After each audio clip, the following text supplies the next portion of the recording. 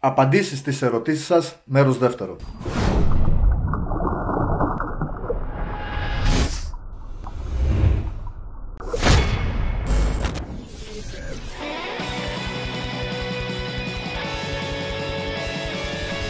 Ο Ιωάννης μας γράφει: καλησπέρα από Νάος Εμαθίας. Ευχαριστούμε και συγχαρητήρια για το έργο σας. Θα ήθελα να ρωτήσω τη γνώμη σας για τις δύο επιθέσεις που έγιναν στο Παγασιτικό το 1963 και το 1965 και στο Κερατσίνι το 1948. Πιστεύετε πως υπάρχει περίπτωση να πρόκειται για μύθους, καθώς ήταν θανατηφόρες και πιθανότητα έγιναν από λευκούς καρχαρίες, οι οποίοι είναι πελαγικά είδη, αλλά συνέβησαν κοντά στην ακτή και σε μικρό βάθος? Επίσης, τι πιστεύετε για την επίθεση του 1981 που λεγόταν πως το θύμα της επίθεσης στην πραγματικότητα είχε μαχαιρωθεί από τη γυναίκα του? Ευχαριστώ πολύ και συνεχίστε την καλή δουλειά.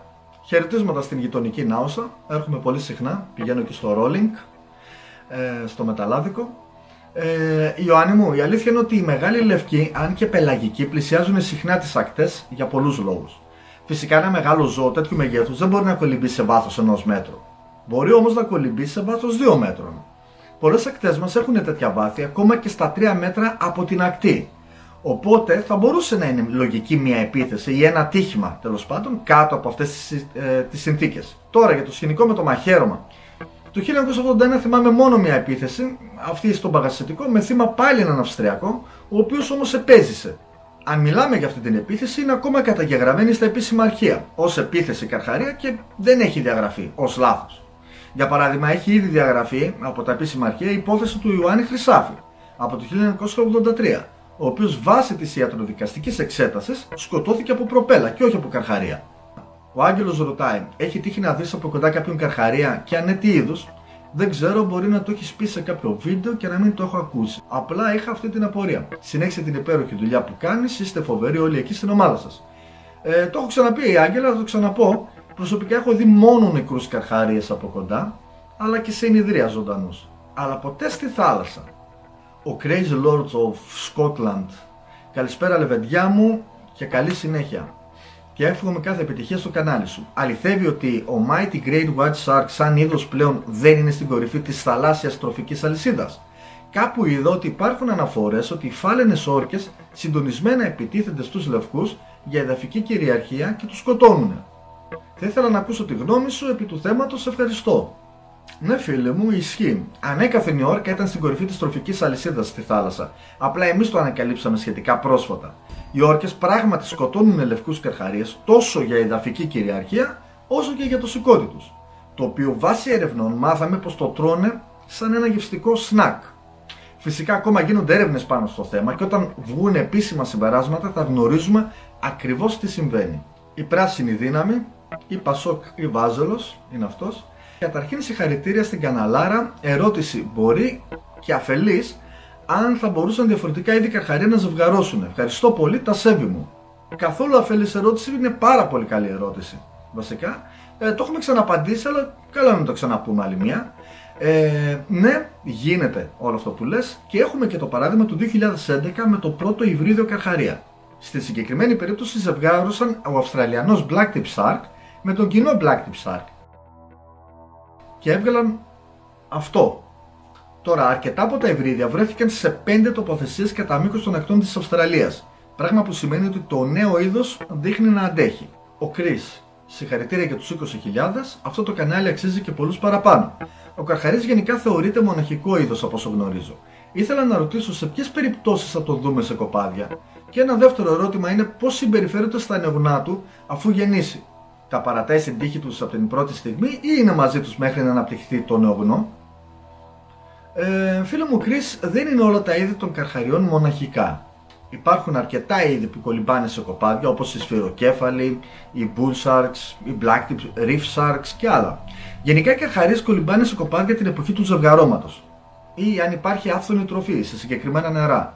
Για την άλλη ερώτηση τώρα, πρέπει να γνωρίζουμε ότι αφού γεννήσουν αφήνουν τα αυγά τους ή τα νεογνά τους, ανάλογα με το είδος, μόνο τους να βρουν τον δρόμο τους. Θα έρθει ολόκληρο βίντεο σύντομα για την αναπαραγωγή των καρχαριών και εκεί θα μάθουμε περισσότερα. Ο Κώστας Τσίνας ρωτάει: κροκόδιλος αλμερού νερού vs λευκός καρχαρίας. Λογικά για κάποια μάχη εννοεί. Ανάλογο στο βάθος, φίλε Κώστα, και την ανάπτυξη του κάθε ζώου.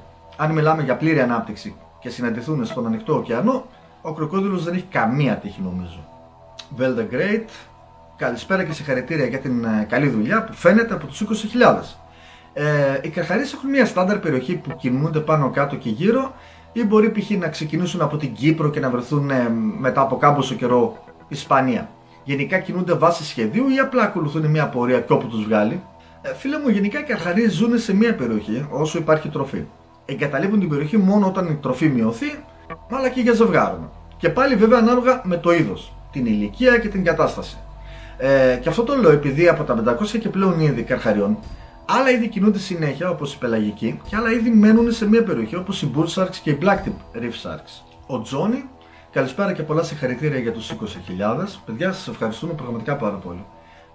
Πριν από καιρό είχα δει ότι πριν από κάποια χρόνια είχε καταγραφεί κάποια φάλαινα με ένα δάγκωμα στην ουρά της όμοιο ενός καρχαρία, αλλά πολύ μεγαλύτερο.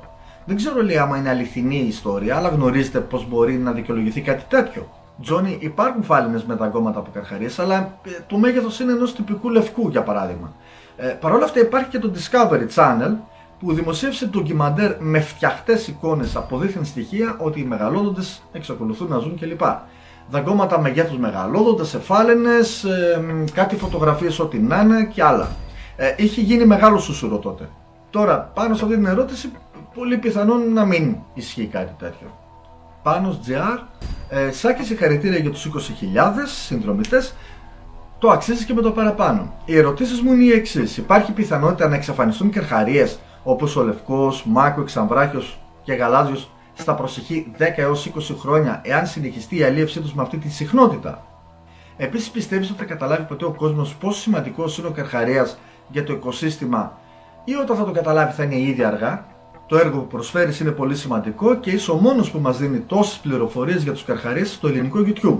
Συνέχισε αυτό που κάνεις ώστε να καταρτιστούν και οι Έλληνες σχετικά με αυτά τα υπέροχα πλάσματα. Παιδιά, συγγνώμη που διαβάζω έτσι τις ερωτήσεις, αλλά βάλτε και κανένα ακόμα. Μου τελειώνει η ανάσα να πούμε όταν τα διαβάζω. Η αλήθεια είναι ότι ο Λευκός βρίσκεται σε μεγάλο κίνδυνο. Και όχι λόγω υπεραλίευσης. Φυσικά δεν γνωρίζω τον ακριβή αριθμό των εναπομεινάντων ατόμων για να πω με ακρίβεια ότι σε 20 χρόνια θα έχουν εξαφανιστεί, αλλά σίγουρα τα πράγματα δεν είναι αισιόδοξα. Στην άλλη σου ερώτηση, ο κόσμος σαν σύνολο θα το καταλάβει όταν είναι αργά. Φαντάσου ότι ακόμα και τη στιγμή που μιλάμε, και αφού έχουμε ήδη αναλύσει σε πολλά βίντεο μας το πόσο χρήσιμοι είναι οι καρχαρίες κλπ., πολλοί κόσμος εξακολουθεί να γράφει από κάτω για ξεπάστρεμα, δεν τους χρειαζόμαστε, οπότε δεν είμαι αισιόδοξος. Ο Κορτ Linux ρωτάει ποια είναι η σχέση Μαορί και καρχαριών. Πώς τους χρησιμοποιούσαν για προσανατολισμό? Φίλε μου, γνωρίζω αρκετά πράγματα για τους Μαορί και τη σχέση τους με τους καρχαρίες. Η μυθολογία τους για παράδειγμα είναι γεμάτη από καρχαρίες. Κάτι τέτοιο όμως το ακούω πρώτη φορά. Παρ' όλα αυτά μπορώ να σου δώσω ένα fun fact. Οι καρχαρίες αποτελούσαν παλιότερα σημαντικό μέρος της διατροφής των Μαορί, οι οποίοι συνήθιζαν να συγκεντρώνουν χιλιάδες καρχαρίες, τους οποίους αποξηραίνανε σε σχάρες σε μήκος ως και 400 μέτρα, φανταστείτε. Η δυσοσμία ήταν τόσο μεγάλη που ορισμένοι Ευρωπαίοι εξερευνητές που πήγαιναν εκεί τέλος πάντων μπορούσαν να μυρίσουν τα ψαροχώρια σε απόσταση έως και 13 χιλιόμετρων. Οπότε έτσι προσανατολίζονταν οι Ευρωπαίοι. Ο Ουζου, συγχαρητήρια παιδιά για τους 20.000, πρώτη φορά βλέπω ένα τέτοιο ιδιαίτερο κανάλι με τόση εξειδίκευση πάνω στους καρχαρίες. Θα ήθελα μικρή αναλυτική ενημέρωση για το τι είναι ο Pacific Sleeper Shark, τι τρώει ας πούμε, που ζει κλπ. Ευχαριστώ πολύ, λέει. Πρόκειται για έναν αρκετά μεγάλο καρχαρία και μοιάζει με τον καρχαρία της Γρυλανδίας. Και ζει για πάρα πολλά χρόνια γι' αυτός, σίγουρα πάνω από 200. Είναι ταυτόχρονα και αρπακτικό αλλά και πτωματοφάγος. Τρώει δηλαδή ψάρια, καλαμάρια, θαλάσσια θηλαστικά αλλά και πτώματα. Αυτά είναι όσα θυμάμαι να σου πω, γιατί γενικά δεν ασχολούμαι και πολύ με αυτό το είδος, επειδή δεν γνωρίζουμε γενικότερα πάρα πολλά για αυτούς τους καρχαρίες. Ο Rogue Jones, συγχαρητήρια παιδιά, κάνετε πολύ καλή δουλειά και το αξίζετε με το παραπάνω. Ήθελα να ρωτήσω αν υπάρχουν στοιχεία για το είδος του καρχαρία που επιτέθηκε στη Βάντα Πιέρι. Φίλοι μου λένε ότι ήταν ένας τεράστιος λευκός καρχαρίας. Κάποιοι λένε ότι ήταν και 8 μέτρα μήκος. Δεν έχουμε περισσότερα στοιχεία δυστυχώς. Ο Γιώργος, μακάρι να φτάσετε λέει τους 100.000, συγχαρητήρια. Οι ερωτήσεις μου είναι, θα κάνετε κάποιο βίντεο για τον Black Demon Shark ή για τις συγκρούσεις μεταξύ κροκοδίλων και καρχαριών? Επίσης τα αυγά των καρχαριών πάει ανάλογα με το είδος σχετικά με το πώς θα μοιάζει η κάψουλα του αυγού? Γιώργο μου, ο Black Demon Shark είναι ένας θρύλος και τίποτα άλλο. Δεν έχουμε κάποιο λόγο να κάνουμε συγκεκριμένο βίντεο. Επίσης δεν υπάρχει κάποια ιδιαίτερη σύγκρουση μεταξύ κροκόδιλων και καρχαριών. Συνυπάρχουν. Τυχαίνει να συναντηθούν και να μην γίνει και τίποτα. Τώρα τα αυγά των καρχαριών μοιάζουν έτσι και ανάλογα με το είδος φυσικά υπάρχουν μικροδιαφορές. Παρ' όλα αυτά δεν κάνουν όλοι οι καρχαρίες αυγά. Για το συγκεκριμένο θέμα θα έρθει βίντεο πολύ σύντομα. Αυτές ήταν οι απαντήσεις μας στις ερωτήσεις σας. Ελπίζω να σας κάλυψα. Αν ναι, κάντε ένα like που μας βοηθάει πολύ με τον αλγόριθμο. Εγγραφείτε στο κανάλι μας και πατήστε και το καμπανάκι να σας έρχονται ειδοποιήσεις για κάθε νέο μας βίντεο. Στα social θα μας βρείτε εδώ κάτω. Τα λέμε στο επόμενο.